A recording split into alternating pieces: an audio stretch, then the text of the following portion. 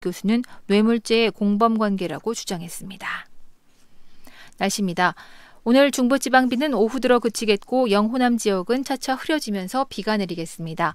예상 강수량은 서울과 경기도, 강원도, 충청도에 5에서 10mm, 경북과 전북, 울릉도에 5mm가량입니다. 내일 충청도와 경북, 전북 지역은 산발적으로 비가 이어지겠습니다. 지금까지 아나운서 박주아였습니다. 지금 시각은 3시 5분입니다. KBS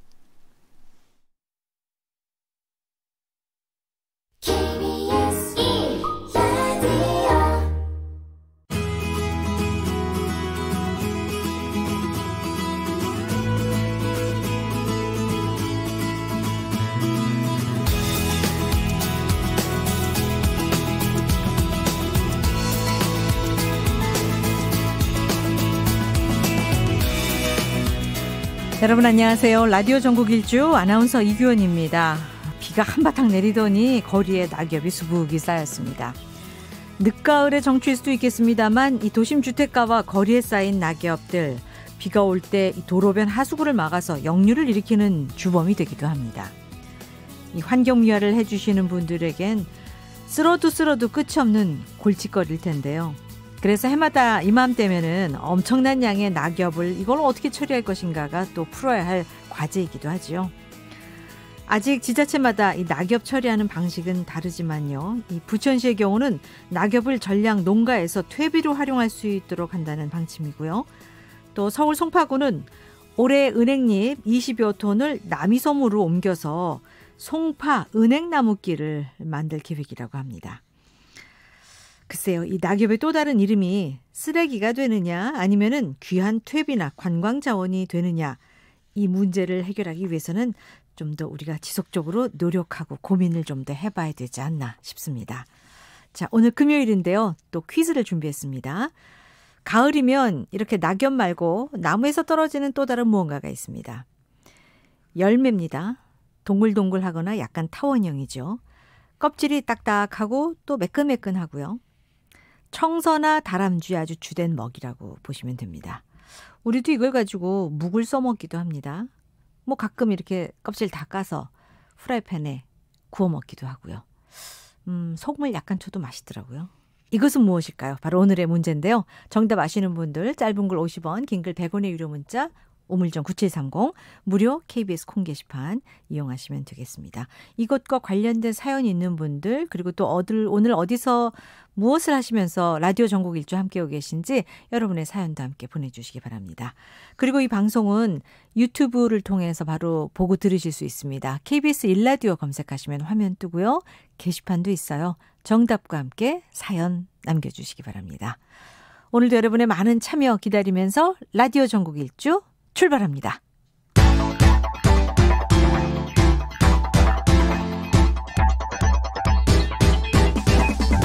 대한민국 구석구석 동네방네 이모저모 전국이 가까워지는 시간, KBS 1라디오 라디오 전국 일주.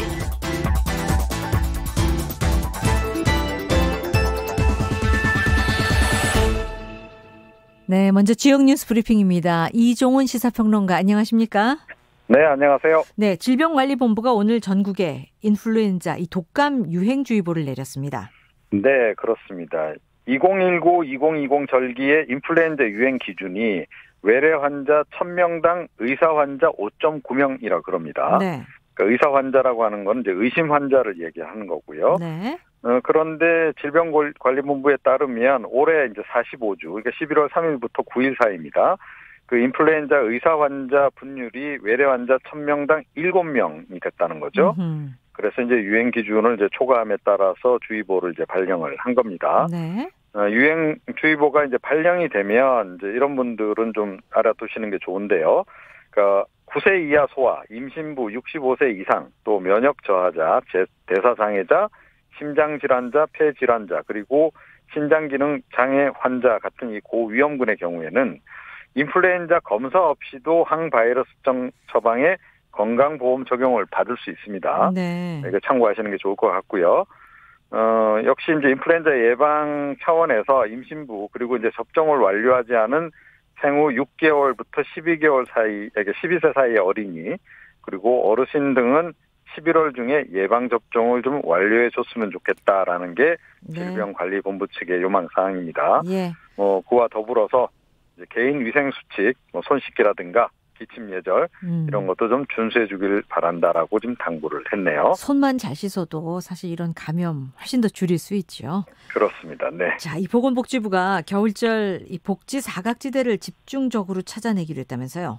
네. 보건복지부가 어제 이제 국정현안 점검 조정회의에서 확정된 그 겨울 복지 대책에 따라서 2020년 2월 29일까지, 그러니까 앞으로 4개월간입니다. 이 사회보장 정보 시스템을 이용을 해서 복지 사각지대 조사 규모를 확대를 하고 또 명예 사회복지 공무원을 위촉을 해서 지역에서 위기 관리를 적극적으로 이제 발굴하기로 이렇게 결정을 한 상태인데요. 예. 그래서 오늘 이제 관계부처 그리고 17개 광역자치단체 그리고 한국사회복지협의회 사회복지 공동모금회 이런 것들과 함께 협의회를 개최를 일단 했습니다. 예.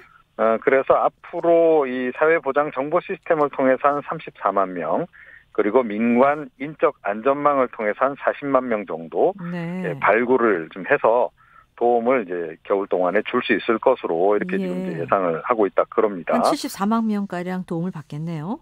네, 그렇습니다. 그래서 이제 이 대상자가 긴급복지나 기초생활보장 선정 범위를 이제 다소 벗어나는 경우가 또 좀 있거든요. 네.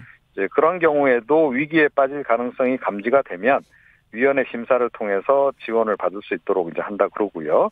또 개별 대상자의 사정을 고려해서 최대한 일자리, 에너지, 금융 같은 지원도 지금 이제 할 것으로 이렇게 지금 이제 예상이 되고 있습니다. 네. 최근에 사실은 성북구 내모녀 사건이 있었잖아요. 그렇죠.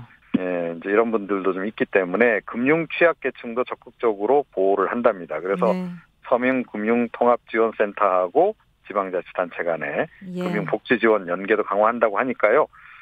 좀 힘드신 분들은 너무 이렇게 혼자서 이렇게 견뎌내시려고 하시지 마시고 이런 도움을 좀 받아야죠. 그렇죠. 이런 도움을 적극적으로 여기저기 좀 요청을 하시는 게 네. 좋을 것 같습니다. 네. 자, 전주시가 아파트 경비원 쉼터 이 설치하는 비용 또 난방비 이런 것들을 지원한다면서요? 네. 내년부터 일단 공동단지 내 휴게시설 개선 사업을 지원한다라고 이제 오늘 전주시가 밝힌 겁니다. 예. 그래서 내년부터 해마다 휴게시설 설치가 가능한 단지 한 서너 곳 정도 선정을 해서 휴게시설 설치 비용이나 냉난방비를 이제 지원을 하겠다는 거고요. 뭐 사실은 이제 이분들 경비 업무 이외에도 뭐 청소, 주차, 기타 관리를 많이 하는데 근로기준법 적용이 지금 제외된단 말입니다. 네. 그래서 어떻게 보면 사각지대에 놓여 있는 그런 그 상황인데, 그래서 이제 이 전주시 경우에는 전수조사를 실시를 했답니다. 네. 그래서 지난 8월 달에 전주 지역에 한 567개 이런 공동주택단지를 이제 다 전수조사를 했고, 그 가운데서 이제 이런 휴게 공간이 설치되지 않은 단지가 251개 정도 있는 것으로 이렇게 확인을 했다 그래요. 네. 이게 비중이 꽤 높습니다. 63.1%나 이제 되고요. 그리고 휴게 시설이 있어도 냉난방기가 설치되지 않은 것도 67개 단지나 확인이 됐다 그래요. 그래서 이제 지원을 한다고 하는데 일단 1, 2월에 구청을 통해서 지원 신청서나 사업계획서 등을 받아서 현장 조사하고 네. 지원 단지를 이제 확정할 예정인 것으로 전해지고 있습니다. 앞서 내년부터 해마다 가능한 단지 서너 곳 선정해서 설치한다고 하는데 이런 것들은 좀 해마다 많이 좀 늘려줬으면 좋겠어요. 그러게 말입니다. 네. 자, 2년 전에 이 수능 전날 발생한 지진으로 지금까지 임시구호소 생활을 해왔던 이재민들 드디어 임대주택으로 이주하게 됐다고요? 네, 그 흥해 실내체육관에 그 실내 그 텐트가 쫙 설치되어 있는 이런 장면 이제 아마 대부분의 뉴스에서 국민들이 많이 봤죠. 예 보셨을 텐데요. 이제 바로 그 임시구호소에서 이제 올해 굉장히 머무르신 분들이 있습니다. 네. 그러니까 이재민이 한 96가구 정도 되는데요. 그 가구 가운데 62가구 주민이 오늘부터 이제 차례로 국민임대주택 이주에 들어간다고 합니다. 네. 이제 이 포항시가 이사 비용 100만 원하고 월 임차료 이제 지원하고 월 임차료의 절반은 또 한국토지공사 주택공사가 또 지원을 한다 그래요. 네. 이분들이 원래 이제 그 한미 장반 맨션 이제 주민들입니다. 그래서 애초에 임대주택 이주 대상이 아니었다 그래요. 예. 이 포항시에서 이 맨션에 대해서 좀 약간 수리가 필요한 정도 C등급을 이제 매겼고 그 이후에 주민들이 좀 항의를 하면서 지금 이제 행정소송이 진행 중인 그런 상황이거든요. 네. 지난 6월에 1심에서는 일단 그 시민들이 좀 이제 패소를 한 상태고 지금 항소가 지금 이제 진행되고 있는 과정인데 아무래도 장기간 임시구호소 생활을 하다 보면 주민 건강이 많이 나빠지지 않습니까? 네. 자, 그래서 이제 그 시에서 우선 대체 거주지를 마련해주는 쪽으로 예. 이렇게 가닥을 잡은 결과라고 합니다. 그래서 이들도 일단 임대주택으로 이주가 가능해진 거죠. 네, 그렇습니다. 예. 자, 서울시가 오늘부터 이 장애인 바우처 택시 요금을 더 내리기로 했다면서요? 예, 그렇습니다. 이 바우처 택시는 미리 등록한 장애인 이용자가 이 콜센터를 통해서 택시를 이제 불러서 타고 복지카드로 이제 요금을 결제하면 이제 서울시가 그 비용 일부를 지원해주는 그런 제도입니다. 예. 그래서 이제 뭐 장애인 등급제 폐지 전 기준으로 해서 장애인 지체 뇌병변 자폐 신장 장애인 같은 경우는 1, 2급, 시각 장애인은 1급부터 3급, 호흡기하고 지적 장애인은 1급에 해당하는 이제 이동 장애인들 이용 신청을 할 수 있도록 이렇게 돼 있는데요. 네. 지난 3월에 1차 좀 이제 이용자 부담률을 낮추긴 했습니다. 그러니까 35%에서 이제 30%로 이제 낮췄고 일회 지원 한도를 15,000원에서 2만 원으로 늘린 적이 있는데요. 네. 이번에는 아예 이용자 부담률을 25% 선으로 낮추고 예. 시에서 부담하는 일회 지원 한도도 3만 원 정도로 예. 이렇게 늘렸습니다. 그래서 어떻게 보면 이제 현실화를 해서 좀 더 실질적인 도움을 주겠다. 예. 이런 것으로 좀 보입니다. 네. 서울시에서 이 장애인들을 위한 복지 혜택을 많이 늘려가고 있는 것 같습니다. 자, 네. 고속도로 휴게소에서 백반을 먹을 수가 있다고요? 네. 뭐 물론 지금도 음식은 먹습니다만 특히 이제 예, 백반 그렇죠. 전문점이라면서요. 네, 그렇습니다. 이것도 이제 좀 새로운 소식인데요. 그러니까 한국도로공사 전북본부가 이 호남고속도로 하행선 이서 휴게소의 백반 전문점을 이제 열었다고 오늘 이제 공개를 했어요. 네. 사진도 공개를 하고 그랬던데 이 백반집은 역시 이제 지역 농산물을 활용을 한답니다. 그래서 네. 이 돼지 짜그리 백반하고 돼지 묵은지 백반 이걸 이제 주 메뉴로 해서 지금 이제 백반을 선보인다 그러는데요.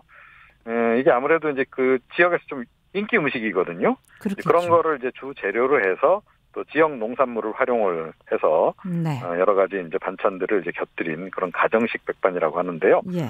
이건 좀 좋은 아이디어 아닌가 싶어요. 그러게요. 다른 곳에서도 이랬으면 좋겠습니다. 맛집으로 소문나면 또 찾아 먹으러 가지 않습니까?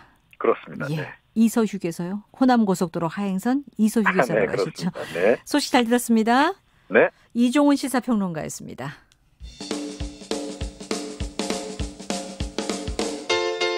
부산, 창원, 대구, 광주, 전주, 대전, 청주, 춘천, 제주, 울산, 진주, 안동, 포항, 목포, 순천, 충주, 강릉, 원주.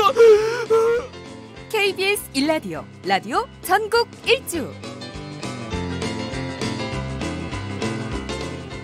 비바람에 떨어진 낙엽을 보면서 오늘 퀴즈를 생각했습니다. 갈색 열매예요. 동글동글하거나 약간은 타원형이고 껍질이 딱딱하고 또 이게 좀 매끈매끈하죠. 이 다람쥐의 주된 먹인데 그래서 산에 갈 때 이걸 주워오는 걸 자제하는 목소리가 있기도 합니다.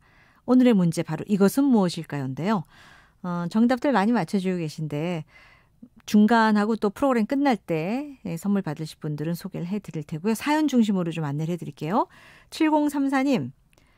축사에서 소들 볏짚 주고 빗자루로 축사 쓸어주면서 방송 듣고 있습니다. 충남 청양에서 문자 주셨고 7178님. 이분은 이제 힌트를 주셨네요. 이거 키재기라는 속담을 소개해 주셨어요. 이 미처 생각 못했는데 아시겠죠? 정답이 주르륵 올라오는 것 같은데요. 이거 키재기. 9299님. 합천이 시댁입니다. 어머니께서 이거 묵을 정말 찰지게 잘 만드세요. 아주 맛있다고. 먹고 싶다고 하셨고 최명희 씨. 키가 작아서 제 별명이 이거였답니다. 예. 이정길 씨. 예전에 뭐 인터넷 회사 여기에서 이걸 모아서 홈페이지를 꾸미게 할 수 있도록 만든 게 생각이 난다고. 실제로 산에 가서 이거 주워다가 택배로 보내야 하는 줄 알았다고. 그때 약간 좀 이제 몰랐던 시절이죠. 예. 오늘 처음 문자 주신 분이고 8874님. 김장하러 밀양 갔다가 부산집으로 가려고 기차 기다리는 중에 문자 보냅니다. 어제는 배추 절이고 씻을 때 춥더니 오늘은 날씨가 따뜻하네요 하셨고 9412님은 등산 가시는 분들 이거 이 다람쥐나 청설모에게 양보해 주세요라고 하셨는데 정말 그래요. 이거 주워오는 거 자제하는 목소리가 꽤 많습니다. 땅에 떨어져 있다고 그냥 가져오지 마세요. 예, 동물들의 먹이가 될 수 있으니까요. 자, 정답 아시겠죠? 짧은 글 50원, 긴 글 100원의 유료 문자 우물정 9730 무료 KBS 콩 게시판 이용하시면 되겠습니다. 모바일 커피 쿠폰 정답 맞히신 분들에게 선물로 드리겠습니다.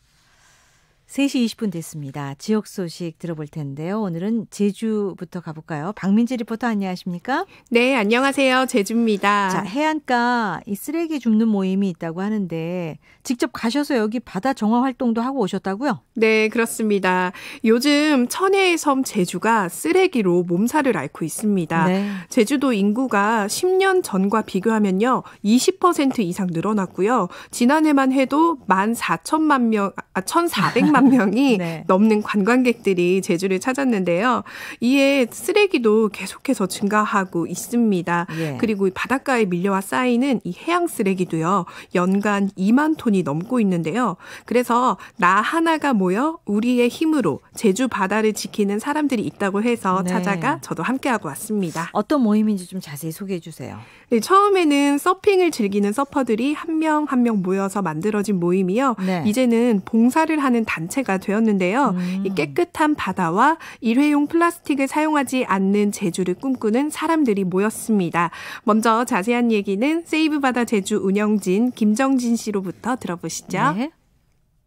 세이브 제주바다는 해양 정화 봉사활동을 하는 단체이고 일회용 쓰레기를 줄이고자 하는 목표를 가지고 캠페인을 진행하고 있는 단체입니다. 제주도 각지에 있는 해변을 찾아가서 자원봉사자분들과 함께 해변에서 쓰레기를 줍고 쓰레기를 분리수거하고 제주도에 있는 카페를 찾아가서 텀블러를 가지고 오시는 손님들에게 할인을 지원해준 캠페인을 진행하고 있습니다. 이 단체가 시작될 때도 저희의 그 모토가 바다 전체를 우리가 케어할 수는 없으니까 우리 앞바다부터 깨끗하게 지키자. 우리 앞마당을 청소하는 것처럼. 그래서 크게 부담 가질 필요 없고 쓰레기가 보일 때 귀찮아하지 않고 한 개, 두 개라도 줍는 습관이 나아가다 보면 바다를 깨끗하게 하기도 하고 우리 삶도 바꿔줄 거라고 생각합니다. 여러분도 동참해 주세요.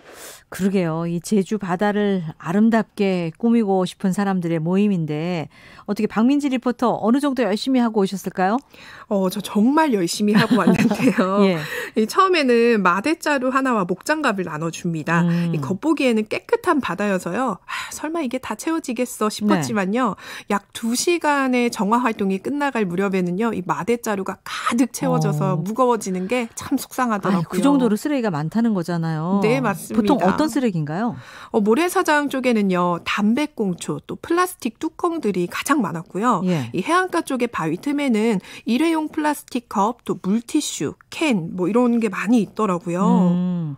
아니 근데 이게 사실 이 바다를 흘러 전 세계를 다 떠다니면서 이게 또 해양 동물들이 또 이걸 먹잖아요. 네, 그렇죠. 이게 정말 악순환인데 환경을 소중히 해야겠다는 마음으로 다 함께 동참했으면 좋겠는데 글쎄요, 이 사람들 참여하신 분들은 어땠습니까? 제가 참여한 날짜가 지난 수요일이었는데요. 예. 이 평일인데도 불구하고요. 10명이 넘는 사람들이 참여를 했습니다. 그리고 주말에는 보통 30명에서 60명 이상이 자발적으로 참여를 한다고 해요. 주말엔 역시 많군요. 네. 그리고 제가 이 무거운 쓰레기 이렇게 막 옮기려고 막 이렇게 힘들게 영차 하고 있는데요. 이 지나가던 분이 얼른 달려와서는 함께 옮겨주시기도 했고요. 참 감사하더라고요. 네. 네, 그리고 이 바다 정화 활동이 끝난 후에 함께 참여한 사람들의 소감도 들어봤습니다. 네. 생각보다 쓰레기가 많이 보이더라고요. 그래서 자루 들고 있는 손이 계속 무거워지는데 뭔가 약간 마음이 별로 막 그렇게 좋지는 않았던 것 같아요. 좀 심각하다. 우리가 그냥 바다의 아름다움을 구경하러 오지 바다 자체 쓰레기를 보지는 않잖아요.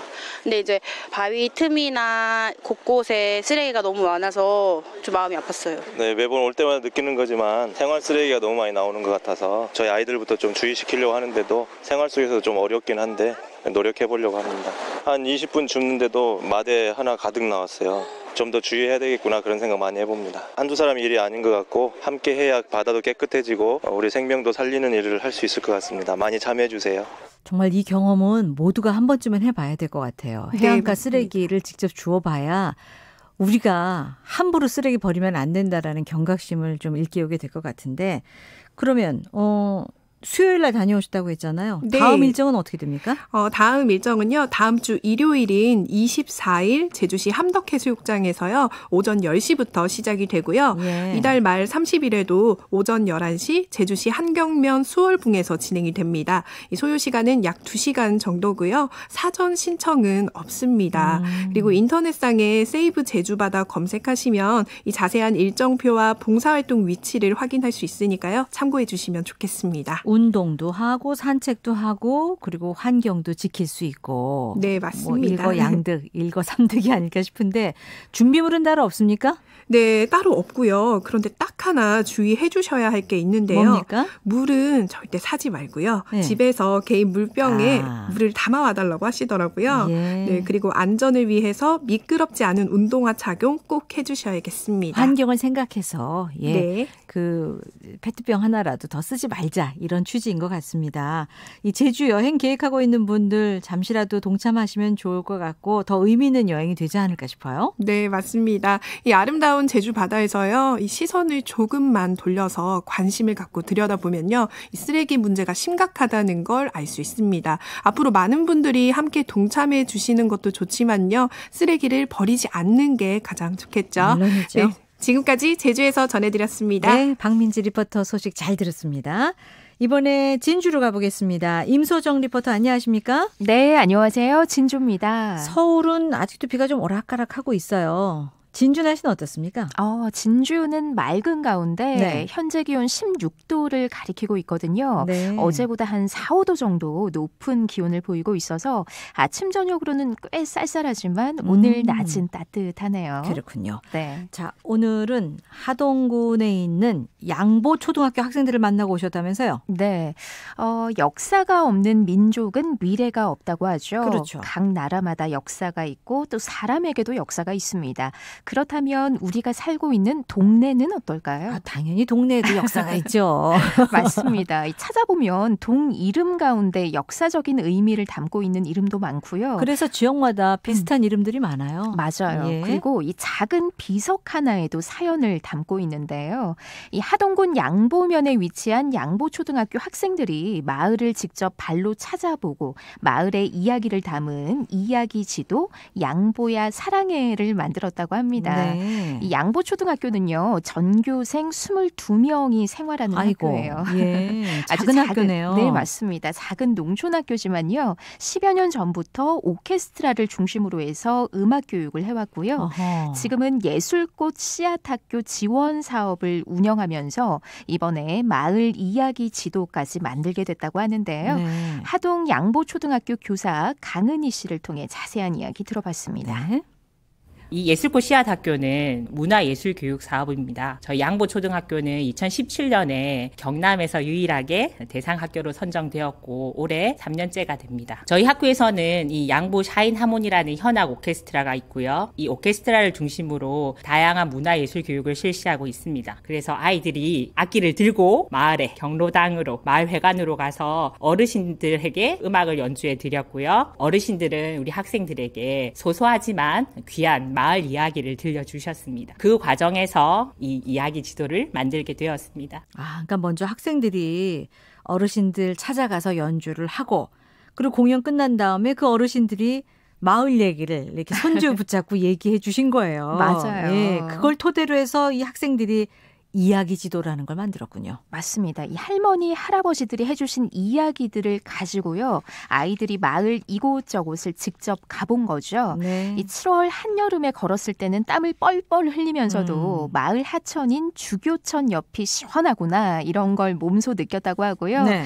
또 300년, 400년 고목들이 얼마나 큰 그늘을 들이우는지도 알게 됐다고 합니다. 네. 그리고 이 눈길 한번 안 주던 비석들에 적혀있는 독립운동가나 전쟁 유공자분들에 대해서도 생각하게 됐고 자연스레 마을의 자연 환경이나 전설 또 자랑거리들에 대해서도 이야기를 나누게 됐다는데요. 예. 외에도 이 면사무소에서 제작한 면지를 읽어본다든지 이 지역신문에 소개된 마을 기사를 찾아보면서 마을에 대한 공부를 아주 열심히 했다고 합니다. 그러면서 내가 사는 마을에 대한 애착심도 생기게 되는 거고 무엇보다도 그러니까요. 책을 통해서 역사 공부를 하는 게 아니라 이렇게 정말 산교육 아니겠습니까? 맞습니다. 근데 아이들이 만든 이 마을 이야기지도에 어떤 내용이 담겨 있을까요? 네, 이 학생 한 명 한 명이 마을의 역사와 인물, 또 자연과 생활 환경을 반영한 자랑거리를 직접 골라서 이야기를 구성했는데요. 네. 양보면 각 마을과 자랑거리를 표시한 그림지도, 또 마을 이야기를 들려주는 손글씨 안내문, 학교와 프로젝트 소개 부분으로 구성이 되어 있습니다. 네. 그리고 이 지도를 만들면서요, 음악 시간에는 마을 이야기를 소재로 한 창작 동요도 완성했다고 합니다. 이 동요 역시 학생들이 직접 작사, 작곡했다고 하는데요. 작곡가죠? 네. 어이구, 이 세상에. 가사에 기특하죠. 이 가사에 집중을 해서 한번 들어보시면 좋을 것 같고요. 예. 이 지도를 만든 한 학생의 이야기도 함께 들어보시죠. 네. 양보에는 있잖아 할아버지의 할아버지 때부터 고인들도 있지요. 교회비와 효자비가 있어서 어른 공경하는 마음 더 넓고 우리 양보엔 있잖아 유명한 곳이 참 많지요. 안녕하세요. 저는 양보초등학교의 김민준입니다. 그냥 처음에는 살짝 망할 것 같기도 하고 잘 될 것 같기도 하고 그랬었는데 막상 만들어보니까 잘 된 것 같아요. 주귤천이요. 우리 양보초등학교 앞에 보면 하나 강 흐르는 한류가 있는데 그쪽으로 쭉 타다 보면 어떤 마을이 많이 지나가지고 이제 섬진강으로 이어져요. 주귤천에 대해 알아볼까요? 우리 양보의 마을에서 섬진강으로 흘러가는 하천이에요. 그리고 장어, 참깨, 붕어, 메기 등 다양한 생물들도 살고 있답니다. 많은 생물들이 살고 있는 아름다운 주귤천은 깨끗하게 치끗할 거예요. 처음에는 마을이 이렇게 많은 게 있을 줄 몰랐는데 이렇게 만들고 나서 양보에 많은 게 있다는 걸 깨달았어요. 우리 학교 학생들이 다 열심히 했어요. 우리가 만든 지도 보시면서 양보면에 많이 놀러와 주세요. 아이고 세상에. 홍보까지. 아니 이 아이들은 커서 그 마을 떠나지 않을 것 같아요. 그러니까요. 어릴 때부터 이렇게 자기 마을에 대한 자긍심이 크면 네. 더 좋은 마을로 만들기 위해서 얼마나 노력하겠습니까? 아니 그리고 마을을 얼마나 사랑하는지 네. 노래 부를 때 그 목소리도 엄청 크지 그러게요. 않나요? 양보에는 유명한 것이 참 많죠 하고 끝나는데 아주 감동적이었어요. 네, 이 마을 어르신들을 만나고 마을을 직접 돌아보면서 학생들이 마을에 대한 이해도 깊어지고 애정도 깊어졌다고 합니다. 네. 처음 시작할 때는요, 마을에 자랑거리가 없다고 생각했던 아이들이 이제는 저마다 몇 가지씩 술술 이야기를 아이고, 풀어내고 세상에. 있습니다. 네. 네.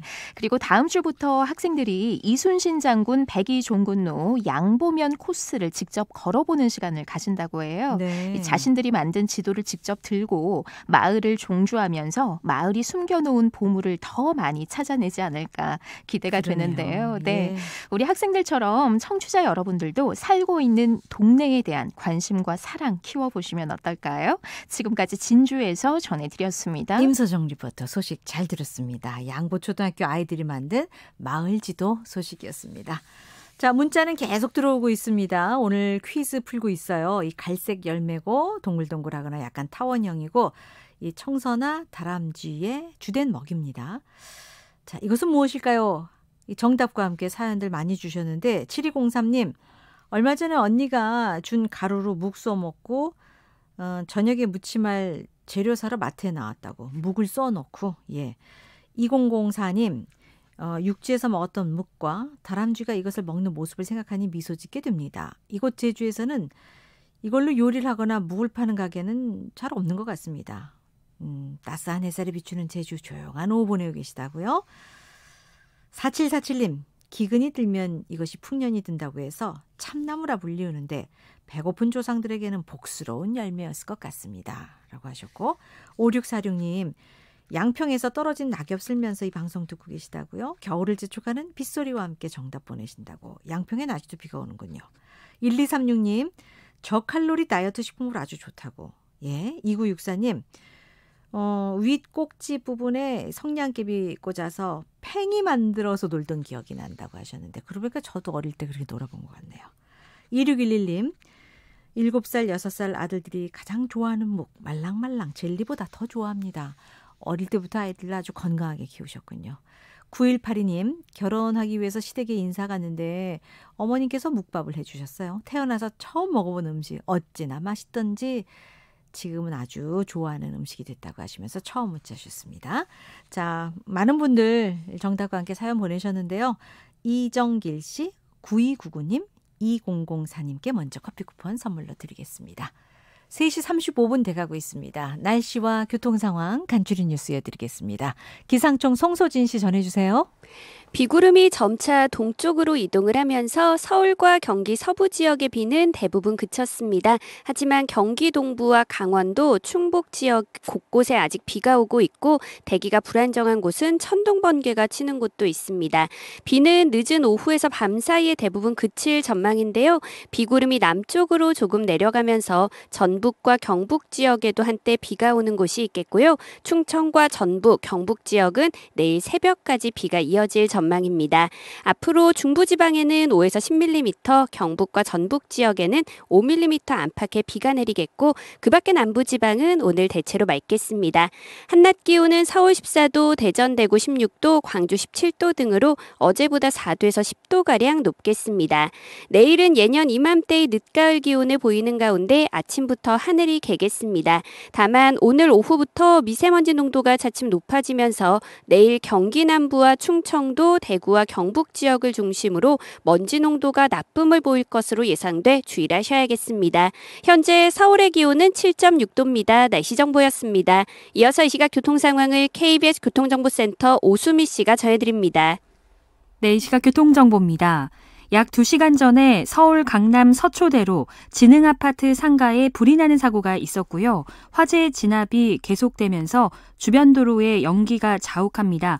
이 여파로 강남역 사거리에서 교대역 사거리 쪽으로는 전면 통제가 되고 있고요. 서운로도 진흥아파트 사거리를 중심으로 차단이 되고 있어 먼 거리로 우회 이동을 하셔야겠습니다. 오늘 빗길 속에 여기저기 돌발과 교통량이 많은 상황인데요. 먼저 용인-서울 간 고속도로 용인 쪽, 금광 지하차도 3차로에 고장난 승용차가 정차해 있어 뒤쪽으로 밀리고 있습니다. 서해안고속도로 목포 방면은 서해대교 부근 1차로에 승용차 사고가 있었고 여파로 막힙니다. 중부 내륙고속도로 창원 쪽으로도 창녕 부근에서 화물차 사고가 발생해 이 영향으로 2km 밀려 지나갑니다. 지금까지 KBS 교통정보센터였습니다. 이어서 라디오 정보센터 연결해 이 시각 주요 뉴스 듣겠습니다.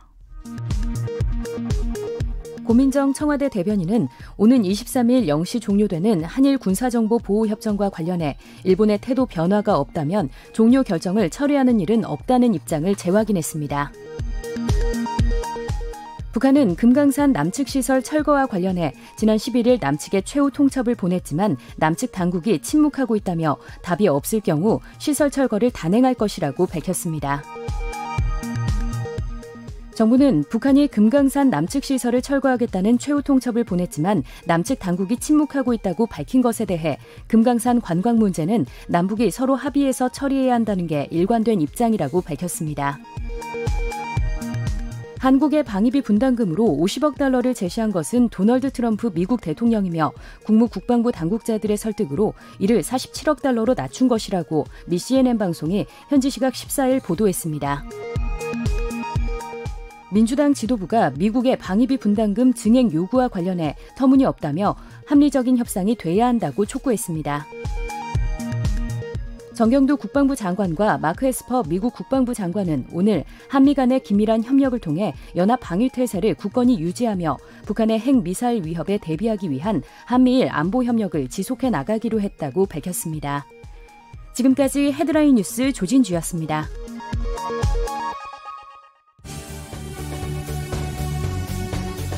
KBS 1라디오 라디오 전국 일주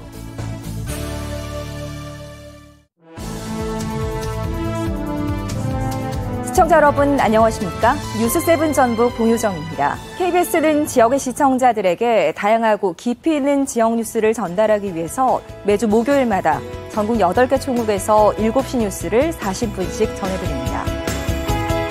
전북에서는 상산고와 전북외고가 대상에 포함돼 6년 뒤에는 일반고와 마찬가지로 무상교육으로 바뀝니다.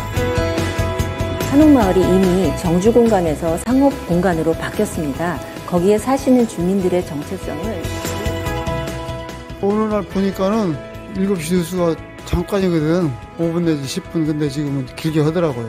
시간이 늘어서 보는 그 마음도 즐겁고 우리 집안에서 일어나는 일 이런 것을 세세히 뉴스를 접하니까 좋지. 겉핥기 이런 식이 아니라 알차지는 것 같아가지고 꼬박꼬박 잘 챙겨볼 것 같은데요. 지역 특색도 담겨있고 새롭고 좋았던 것 같아요. 시민 목소리나 현장들을 많이 담아주면 좋겠어요. 내용도 깊이 파고들고 하니까 좋던데 더 지역 핫한 뉴스를 확 청했으면 좋겠다는 생각이 들어요. 좀 더 했으면 쓰겠어. 일주일에 2번.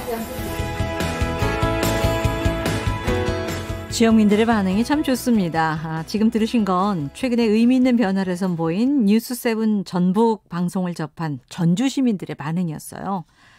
매일 저녁 7시에 KBS 1텔레비전에서 방송되는 뉴스7 KBS 7시 뉴스입니다. 지난 7일부터 매주 목요일 서울 중심의 보도에서 벗어나서 이렇게 지역 총국이 심층적으로 제작한 지역 뉴스를 전해드리고 있습니다. KBS의 9개 지역 총국이 참여하고 있는데요. 자, 지역 시사 포커스 지금부터는 KBS 전주 총국 연결해서 그 뒷얘기를 좀 들어보겠습니다. 유진희 기자 안녕하십니까? 네, 안녕하세요. 예, 반갑습니다. 앞서 그 전주 시민들 반응 들었는데 정말 그 지역민들은 좋죠. 그 지역의 뉴스를 이렇게 깊이 있게 잘 다뤄주니까. 네, 그리고 좋은 그것이 반응이 나온 것 같습니다. 예, 전국을 통해서 더 알려지니까 거기에 대해서도 이렇게 좀 기분이 좋은 것 같은데 뉴스7 전북 어떻게 꾸며가고 있습니까?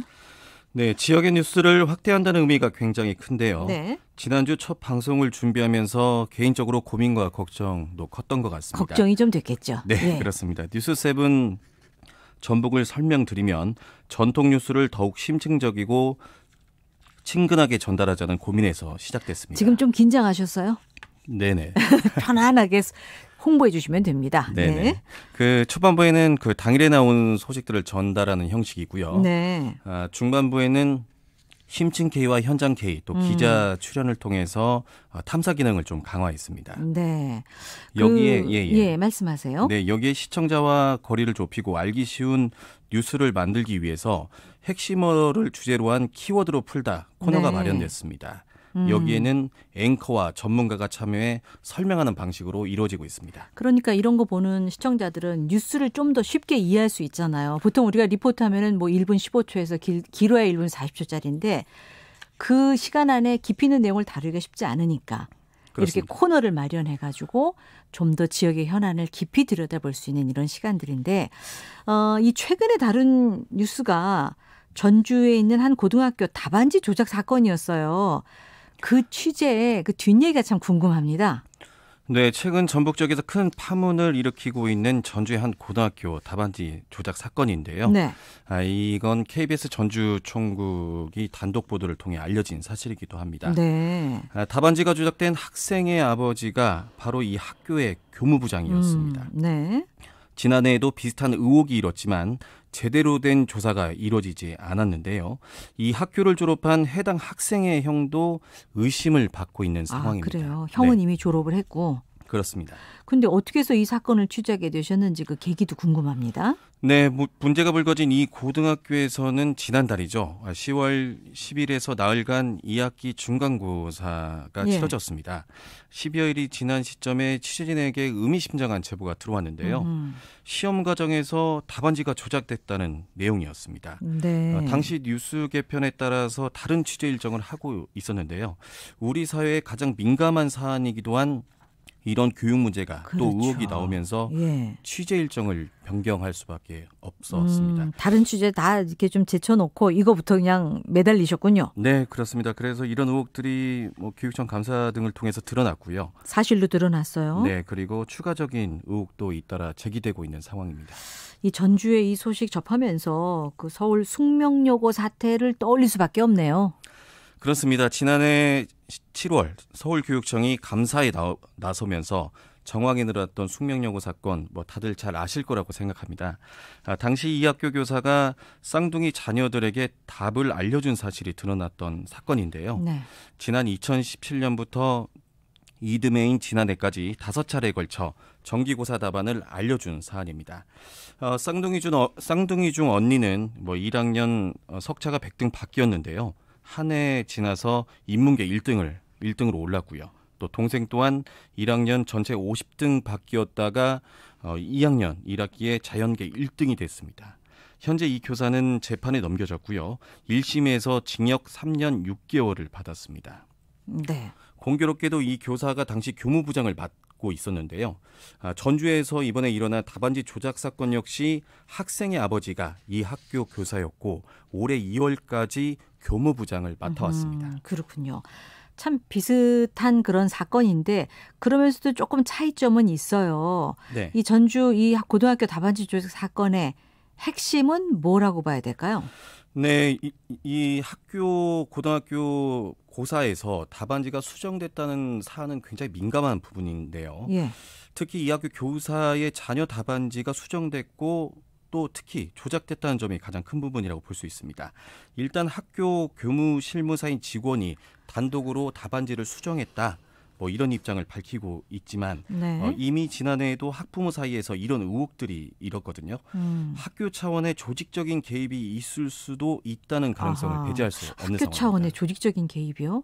아니, 그러니까 이게 사실 버젓이 답안지를 이렇게 조작했다는 건 뭔가 구조적인 원인도 있었을 것 같습니다. 그렇습니다. 취재를 하면서 느꼈던 점은 일선학교에서 치러지는 이런 정기교사에 대한 권리가 허술하다. 뭐 네. 이런 생각을 할 수 있게 되는데요. 관리가 허술하다. 네네. 고등학교에서는 학교 성적 관리 규정이라는 것을 마련하고 있고요. 네. 해마다 시도교육청 또 저희 지역에서는 전북교육청이 이 성적 관리 지침을 내려 보내고 있습니다. 하지만 제대로 된 현장에서 제대로 지켜질 지침이나 규정 이런 것들이 부실한 상황인데요. 특히 이 학교의 경우에는 답안지 수정이 있을 경우에 교사, 도장이나 서명을 하도록 한 교육청 지침마다 어긴 것으로 드러났습니다. 그렇군요. 네, 이 때문에 이번에 드러난 답안지 조작 말고도 전에 치른 시험에 대한 조사가 사실상 어려운 상황이 된 거죠. 예. 학교와 교육청의 체계적인 관리가 필요하다는 대목입니다. 예, 그런 문제점이 여실히 드러난 사건인데 사실 이 교사인 부모와 학생인 자녀가 한 학교에 다니는 걸 이제 피하고 있지 않습니까? 네. 이번 사건으로 이 상피제 도입에 대한 찬반 논란이 더 커질 수밖에 없는데 자, 끝으로 이 전북교육청이 이제 어쨌든 감사를 통해서 이 사실을 확인하고 검찰에 교직원 고발하고 또 이 교사와 자녀에 대해서 수사 의뢰를 했는데 앞으로 이 수사가 어떤 방향으로 가게 될지 그 결과에 좀 관심이 많이 갑니다. 네, 학생 아버지인 전 교무부장의 공모 여부가 핵심 쟁점이 될 것으로 보이는데요. 예. 현재 해당 교사와 또 답안지 조작을 했다고 시인한 교무실무사 2명 모두 이 관련성을 전면 부인하고 있는 것으로 알려졌습니다. 네. 취재진도 해당 교사에 대해서 해명을 듣기 위해서 취재를 했는데요. 말을 굉장히 아끼면서 해명을 들을 수 없는 상황이었습니다. 네. 여기에서 경찰 수사를 좀 더 지켜보면 최전실에 CCTV가 운영되지 않았거든요. 그래요? 네, 성적관리 전반에 대한 조사가 불가피할 것으로 예상됩니다. 그리고 앞서 언급한 대로 같은 학교를 졸업한 해당 학생의 형도 조작 의심을 받고 있기 때문에 예. 앞으로 검찰, 경찰 수사 관심이 쏠릴 수밖에 없습니다. 예, 앞으로도 이제 후속 취재 계획이 있으면 좀 저희 프로그램 통해서 함께 나눠주시면 고맙겠습니다. 네. 오늘 소식 잘 들었습니다. 네, 감사합니다. 지역 시사 포커스 KBS 전주 총국의 유진휘 기자였습니다.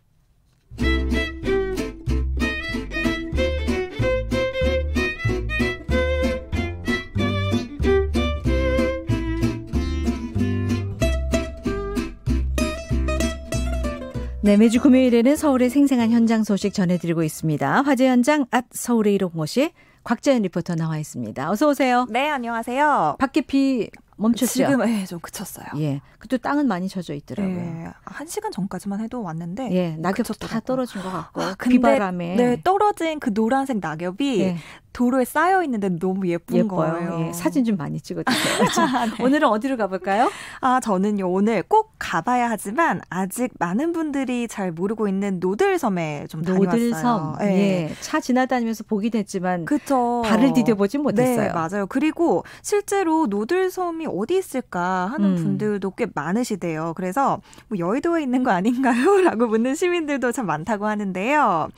내 얘긴데요 하는 분들을 위해서 오늘 노들섬이 어디 있는지부터 어떤 매력을 가지고 있는지 제가 네. 소개를 좀 해드리겠습니다. 이곳이 사실 1960년대까지만 해도 네. 시민들이 가서 이렇게 즐기던 섬이었잖아요. 그러니까요. 예. 그런 전설 같은 얘기가 예. 또 전해져 내려오고 있더라고요. 뭐 여름이면 물놀이, 겨울이면 스케이트장으로 애용이 됐었는데 이 노들섬이 이제 한강 따라서 도로들이 나기 시작하면서 그 정체성을 좀 잃고 지금까지 어떻게 활용할 수 있을까에 대한 고민이 수도 없이 맞아요. 있었습니다. 예. 그러기를 이제 50년이 흘렀고요. 바로 지난 9월에 복합문화공간으로 재탄생을 했거든요. 궁금합니다. 네, 어떤 그쵸. 것들이 들어섰는지 네. 뭔가 좀 화려하고 이 도시에 어울릴 만한 공간일 것 같은데 정말 멋있었어요. 예. 저도 한강대교를 굉장히 오랜만에 가봤는데요. 한강대교 그 중간에 화려한 건물이 두 동 이렇게 서 있는 거예요. 네. 동쪽 그리고 서쪽 이렇게 두 동이 있는데 저녁에는 또 은은하게 불이 들어오는데 그 노들섬이 또 섬이잖아요. 네. 그래서 섬에서 또 한강 따라 이동하는 그 차들 네. 를 보고 있고 또 화려한 빌딩들을 좀 보고 있으면 정말 가슴이 뻥 뚫리는 듯한 그런 기분을 또 느낄 수가 있더라고요. 도심 한가운데에서 휴식을 취할 수 있는 그런 작은 휴식처인데요. 음악장을 중심으로 뭐 노들서가 또 가드닝샵, 뮤직라운지 이렇게 등등 다양한 샵들이 좀 위치를 해 있습니다. 또 식당과 카페도 있어서 배도 든든하게 채울 수 있는데요. 이 현장 소개 노들섬 사업부 윤인주 홍보 마케팅 팀장의 목소리로 들어보겠습니다. 네. 공연장은 보통 조금 더 공식적인 공연이 이루어지는 공간이라고 하면은 여기 같은 경우에는 그냥 뭐 DJ 파티라던가 아니면 버스킹 공연 같은 거 가벼운 공연이나 음악 관련된 뭐 클래스나 행사 같은 것들이 이루어지는 공간이라고 보시면 돼요. 그러면 시민들이 노들섬에 왔다가 그냥 잠깐 들려서 음악 감상을 하고 가거나 여기는 이제 오랜 기간 동안 네, 방치되어 맞아요. 있던 그 땅을 이제 시민 텃밭으로 이용을 하다가 이 공간을 조금 더 복합문화시설로서 이제 조성 계획이 수립이 되면서 2017년에 착공을 해서 2019년 9월에 이제 오픈을 한 공간입니다. 노들섬이라는 위치에서 한강이나 혹은 주변 서울을 바라본 경험이 많이 없다 보니까 그러한 좀 트이는 경험 자체가 사람들한테 조금 해방감이나 혹은 휴식처로서 각인이 되는 것 같고 또 다른 문화시설들에서 일어나는 프로그램이나 문화시설을 즐기시면서 만족감도 느끼시는 것 같아요. 그 건축물도 꽤 좀 멋진 것 같습니다. 네, 한강과 굉장히 조화를 이루는 그런 현대적이에요. 모습인데 네. 음악을 같이 들으니까 또 분위기가 색다른데 네. 공간이 꽤 큰가 봐요. 아무래도 이제 섬 하나를 꾸며놨기 때문에 1층과 지상층 이렇게 두 개의 층으로 나뉘어져 있어요. 네. 노들섬 버스 정류장에서 내리시면 거기가 이제 야외로 꾸며졌는데요. 거기가 2층이거든요. 네. 2층에서는 이제 한강 뷰를 좀 즐기실 수 있고 그리고 한층 계단으로 내려가시면 지하 1층이라고 생각되는데 거기가 1층이에요. 1층이죠. 예, 네. 그래서 그곳에 노들서가나 또 지역 상인들이 운영하는 샵들 그리고 아까 이렇게 음악이 흘러나왔던 뮤직 라운지 이런 네. 것들이 좀 다양하게 위치해 있습니다. 어허. 이게 동쪽 서쪽으로 네. 이렇게 나뉘어져 있다고 했는데 그러면 이렇게 문화시설이 많은 게 동쪽입니까? 서쪽입니까? 주로? 서쪽이에요. 네. 서쪽으로. 이제 한강대교 북단에서 남단 방향으로 가면 오른쪽에 네. 있는 그곳이 바로 서쪽인데요. 네.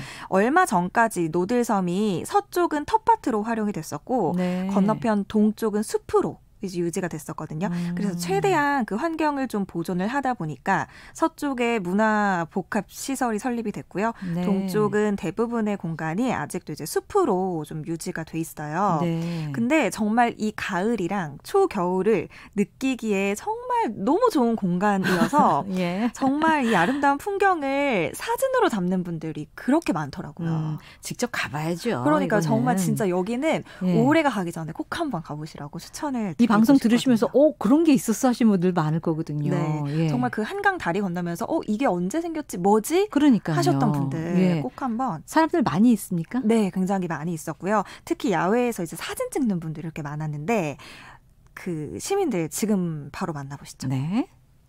저희 동호회에서 저기 사진 촬영 나왔어요. 새로 오픈했다는 소식도 들었고, 그리고 옛날하고 어떻게 바뀌어졌나 하고서, 그래서 한번 찾아와 본 거예요. 시간차를 이용한 그런 사진을 찍는 거예요. 시간의 흐름에 따라 그 공간이 뭘로 채워지고 있는지. 그러면 여기 사실 노을 지고 한 게 방금 되게 예뻤잖아요. 네, 그래서 다들 찍고 계시잖아요. 지금 노을을. 노들섬은 한강대교도 예쁘고 여기 야경도 예쁜 것 같아요. 그리고 야경을 찍으니까 멋지게 나온 것 같아요. 63빌딩을 배경으로. 좋았습니다. 좀 개성 있는 작가들, 상점들이 좀 많이 있어서 보기 좋았던 것 같아요. 날씨가 좋아서 야경이 좋을 것 같아서 와봤는데 한강 가운데 있으니까 강변에서 보는 것보다 좀 다른 뷰가 있어서 날씨 더 추워지기 전에 공기가 좋을 때 와서 야경을 보면 좀 좋을 것 같습니다. 한강 중심에서 이렇게 주변을 둘러보는 그 재미도 쏠쏠할 것 같습니다. 맞아요. 노들섬에 일대 변신을 했는데 접근성은 괜찮습니까? 대중교통으로 가기 정말 좋고요. 예. 15개 버스 노선이 지나다녀요. 그 한강대교에 씁니까? 네, 노들섬 버스 정류장 이렇게 검색해 주시면 되고요. 예. 지하철역은 이제 4호선 신용산역이랑 9호선 노들역. 네. 2번 출구로 나와서 한강 다리를 건너시면 되거든요. 예. 주차가 안 되니까 대중교통으로 이용해 주시면 참 좋겠고요. 야외 공간이 24시간 개방인데 내부 시설은 운영 시간이 좀 다 달라서 홈페이지 통해서 미리 확인을 해보시면 좋겠습니다. 네. 아까 짚어주셨듯이 노들섬은 이 한강 시민공원이랑은 또 다른 느낌이에요. 그럴 것 같아요. 네, 그래서 다양한 문화 프로그램들도 참 많고 마켓들도 많이 있으니까 이번 주말에 꼭 한번 찾아보시고 저는 특히 노을을 한 5시 반 정도까지는 볼 수 있거든요. 그러니까 그 전에 가야 돼요. 네, 5시 반 정도까지만 도착하셔도 너무 예쁜 노을 보실 수 있으니까 이 서울이라는 또 도시의 매력에 한번 푹 빠져보시길 바랍니다. 예, 즐길 거리 가득한 노들섬 복합문화공간으로 탈바꿈한 곳입니다. 네. 곽지연 리포터가 소개했습니다. 고맙습니다. 네, 감사합니다. 네, 오늘 퀴즈 정답 알려드려야 되죠. 바로 정답은 도토리였습니다. 도토리 키재기라는 말에서 많은 분들이 힌트를 얻으셨을 것 같은데 정답 많이 보내주셨는데요. 그 가운데 0572님, 3986님, 그리고 임효진 씨. 이분들께 커피 쿠폰 선물로 드리겠습니다. 또 저희가 또 게시판에 올려놓고 개별 연락도 드리겠습니다. 행복한 주말과 휴일 보내시고요. 저는 월요일 다시 오겠습니다. 이규현이었습니다. 고맙습니다.